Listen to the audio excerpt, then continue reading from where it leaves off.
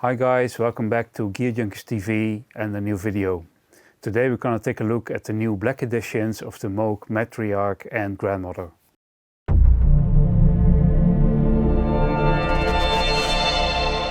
So Moog has released two new black editions of both the Grandmother and the Matriarch. And today we're gonna take a brief look at them, if there are any differences between the first versions with the colors, and then we're gonna build some patches combining the two. I will be mostly explaining a little bit about what I do with the patches, and we'll hope to give you some audio examples. So please don't forget to subscribe to our channel, and let's go. So let's take a look at the new black versions of the Grandmother and Matriarch. Moog has not done anything besides changing the colors, so we can be really short about that. But I think they make a nice look with the uniform colors of the push buttons and with the black, almost retro looking surfaces. So let's quickly go over what the Matriarch and Grandmother do. First, the Grandmother. This is a monophonic dual oscillator synth with a typical Moog filter, an envelope, and a built-in spring reverb. Then the Matriarch, which came out a little later than the Grandmother, has some family traits from the Grandmother, but in addition it has two extra oscillators which can be used paraphonically. It has a dual filter and it has a dual stereo delay. This means that the signal path coming from the mixer into the filter is stereo throughout the synth. Furthermore, it has a lot of patch points and it has two excellent utility functions. So in this video I will demonstrate some of the sounds of the Matriarch because we think it's a very beautiful sounding synthesizer, and we have connected it to the Grandmother. In this case, the clock of the arpeggiator and sequencer of the Matriarch drives the sync input of the arpeggiator and sequencer of the Grandmother. And I've made some adjustments with the attenuator and utilities here to drive some of the features of the Matriarch from the Grandmother. So here we have the sample and hold out of the Grandmother going into an attenuator here, and this feeds the feedback of the stereo delay. So when the sound is being played, the stereo delay feedback will shift over time back and forth. Furthermore, there are different rates on the sequencer of the Matriarch and the Grandmother. So the Grandmother only triggers once in certain pulses, as opposed to the rate of the sequencer of the Matriarch. So let's just listen to some sounds.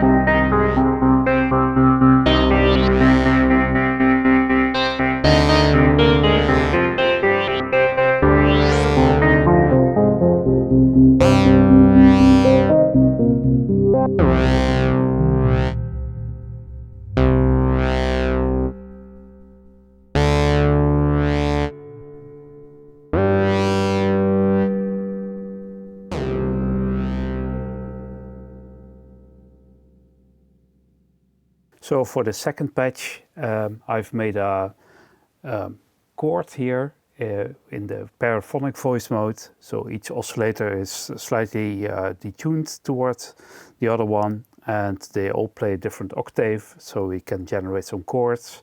And in addition, I programmed a lead playing from the Grandmother. So let's see how that sounds.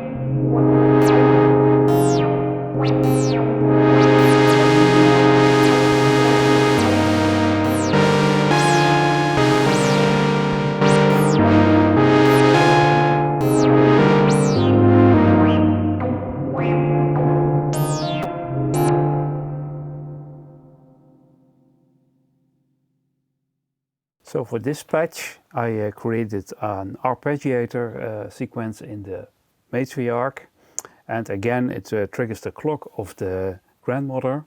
And in this case, I made an output from VCF2 into the reverb in of the Grandmother. So we will hear the spring reverb over part of the sequence from the Matriarch. Let's go.